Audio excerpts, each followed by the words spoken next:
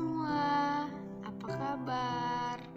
Saya harap kalian semua baik-baik saja ya. Apalagi dalam situasi sekarang ini, kita harus tetap semangat, jaga kesehatan, dan ikuti protokol kesehatan. Nah, di sini saya akan menjelaskan sedikit tentang teks editorial, yaitu tugas kelompok dari Bu Rosmawati Tambunan. Nah, sebelum itu saya akan memperkenalkan saya dari kelompok Rotan kelas 12 TKKR 2 SMK Negeri 8 Medan, yaitu anggota dari kelompok Rotan Agita Pinem dengan saya sendiri, dan Marta Diana Ginting, Ronani Sinaga, dan Syarmi Septiana, dan juga Zahra Nabawi ya. Langsung saja kita ke materi teks editorialnya. Yang pertama itu pengertian teks editorial.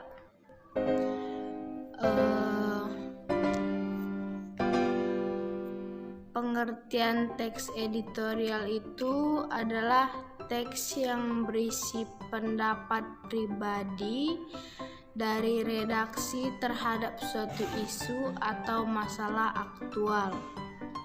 Isu bisa meliputi masalah politik, masalah sosial, juga masalah ekonomi.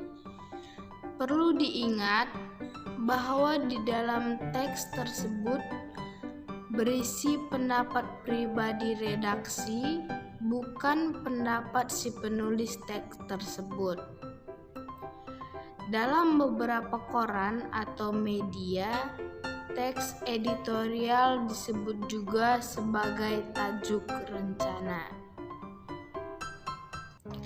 Yang kedua itu adalah tujuan teks editorial. Yang pertama itu tujuannya untuk memberikan pandangan atau opini sang redaksi terhadap para pembaca pada isu yang tengah berkembang atau hangat dibicarakan ya.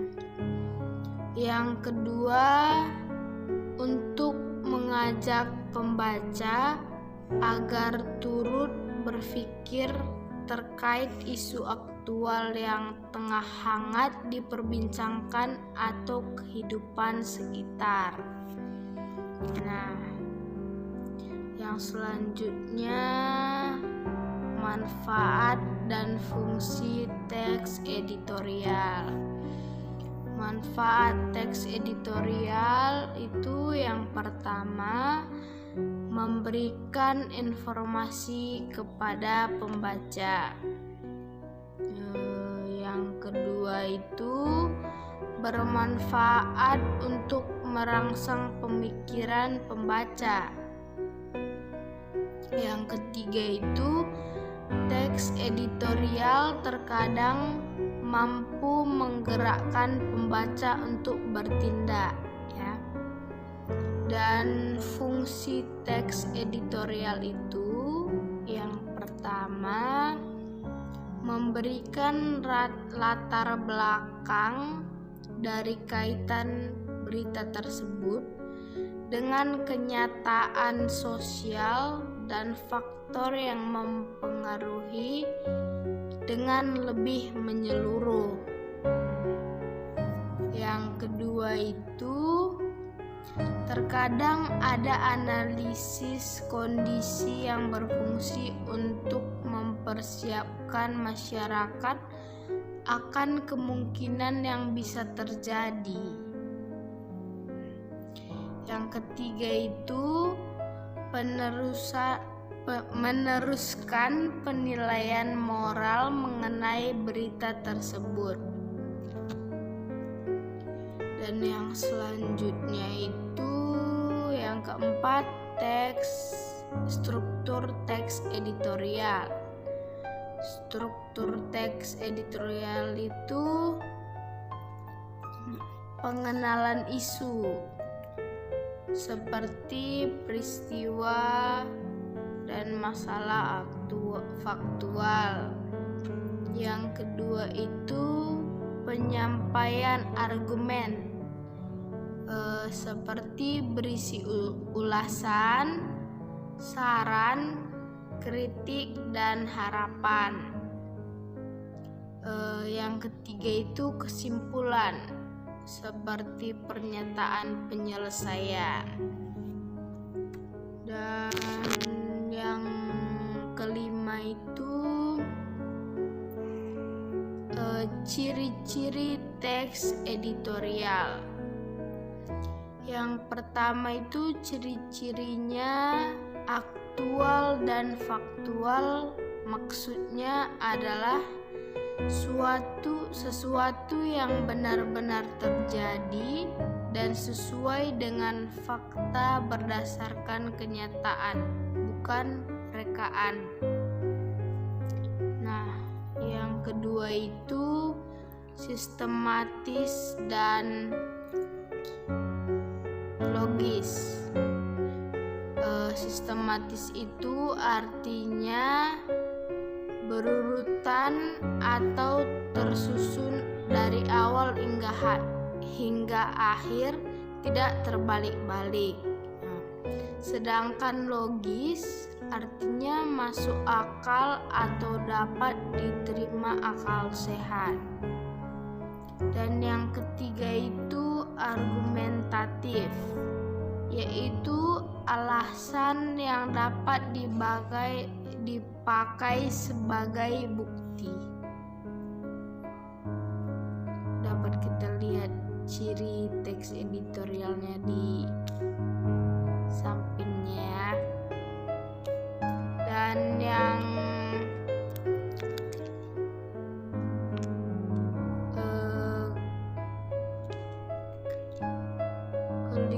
keenam yaitu jenis-jenis teks editorial ya. Jenis-jenisnya yang pertama itu kontroversial editorial.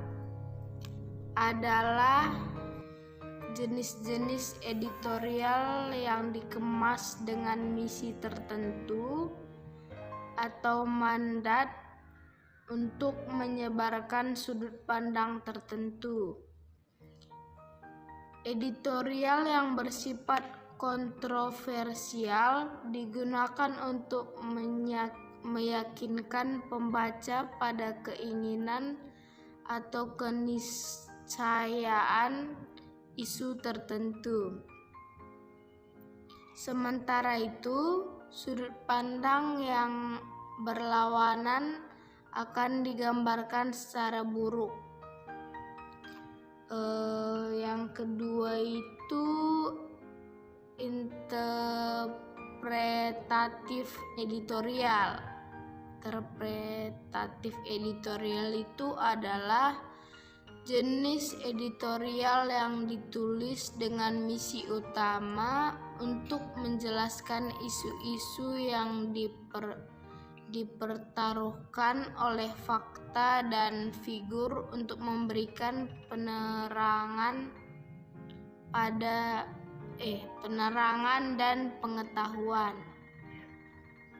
Editorial interpretatif bisa bersifat positif, negatif, atau netral dalam pendekatan, bergantung pada keadaan dan perlakuan penulis editorial terhadap suatu isu. Yang ketiga itu explanatory editorial. Explanatory editorial adalah jenis editorial yang hanya menyajikan masalah untuk dinilai oleh pembaca Jenis editorial ini hanya membuka dan memprovokasi pikiran pembaca mengenai masalah kepentingan sosial, politik, dan ekonomi untuk menarik perhatian pembaca dan memungkinkan mereka untuk menilai. Nah, yang ketujuh ini adalah kaidah kebahasaan teks editorial. Yang pertama itu adverbia. Adverbia merupakan kata keterangan yang ada dalam teks editorial. Biasanya yang sering muncul dalam teks editorial adalah adverbia frekuentatif. Adverbia frekuentatif yang menggambarkan makna berhubungan dengan tingkat kekerapan terjadinya sesuatu yang diterangkan adverbia itu. Contohnya seperti kata-kata selalu, biasanya, sering, kadang-kadang, jarang, dan sebagian besar waktu. Yang kedua itu konjungsi. Konjungsi merupakan kata penghubung. Biasanya banyak ditemukan konjungsi antar kalimat seperti bahkan, malahan, dan sesungguhnya. Yang ketiga itu verba rasional. Verba rasional merupakan kata kerja yang menunjukkan hubungan intensitas atau pengertian A adalah B dan milik atau mengandung pengertian A mempunyai B. Yang keempat itu verba mental. Verba mental ini merupakan kata kerja yang menerapkan persepsi atau melihat dan merasa, afeksi atau suka dan khawatir, dan kognisi atau berpikir dan mengerti. Yang kelima itu verba material. Verba material merupakan kata kerja yang menunjukkan perbuatan fisik atau peristiwa. Contohnya membaca, menulis, dan memukul. Yang ke-8 itu contoh teks editorial. Contohnya ini, gaya hidup dan kesehatan, pernyataan pendapat atau tesis. Kesehatan itu tentu sangat penting bagi setiap individu. Maka dari itu diperlukan gaya hidup yang sesuai dengan untuk menjaga kesehatan dan kekuatan dalam tubuh agar tidak mudah terkena penyakit. Seperti sekarang ini kita harus juga menjaga kesehatan dan mengikuti protokol kesehatan agar kita tetap sehat ya. Pasalnya penanganan penyakit menular belum sepenuhnya berhasil, sehingga bisa menciptakan beban ganda penyakit. Adapun penyakit tidak menular atau penyakit degeneratif memiliki persoalan sama. Bahkan sejumlah orang yang terkena penyakit tidak menular meningkat secara pesat sehingga menjadi pembunuh nomor 1. Penyakit tersebut misalnya diabetes, kanker, hipertensi, jantung, dan stroke.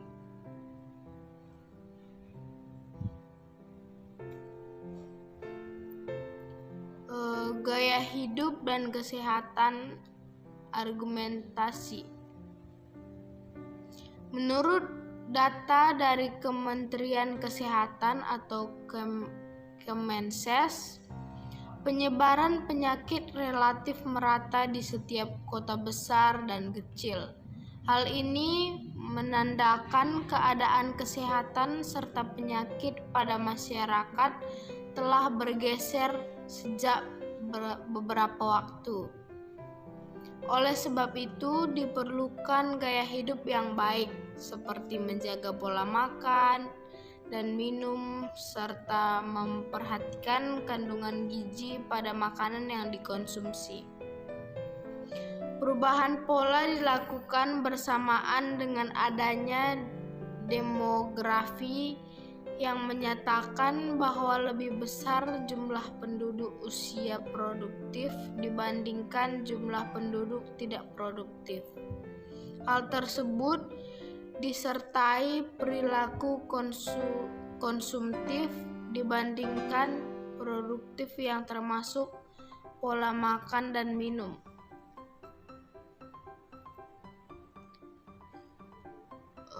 Indonesia memang bukanlah satu-satunya negara yang memiliki masalah penyakit ganda.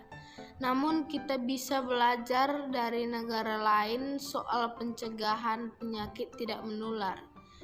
Prinsip ini untuk menangani penyakit adalah dengan mencegah dibandingkan harus mengobati. Dengan begitu, pemerintah bisa membuat upaya untuk mewajibkan label informasi kandungan gizi di setiap makanan atau minuman kemasan.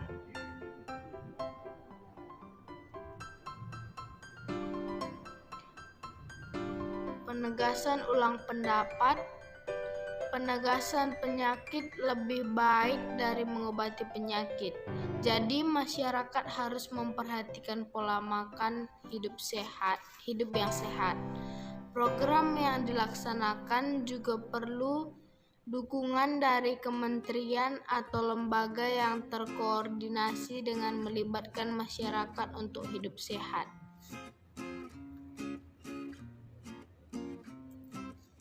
Jadi kita harus tetap menjaga kesehatan, jangan lupa makan makanan yang bergizi, harus bersih ya, jangan lupa memakai masker,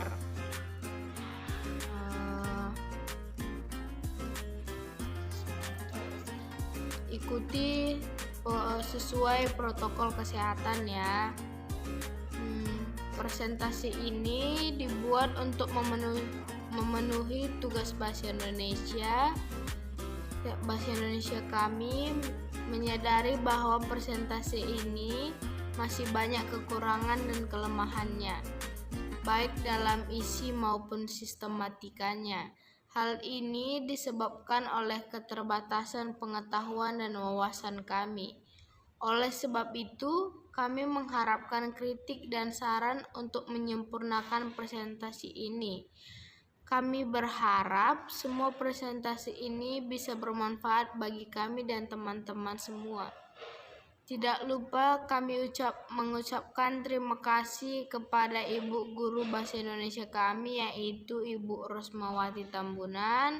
Begitu juga dengan teman-teman yang sudah memberi kontribusi baik langsung maupun tidak langsung dalam presentasi ini.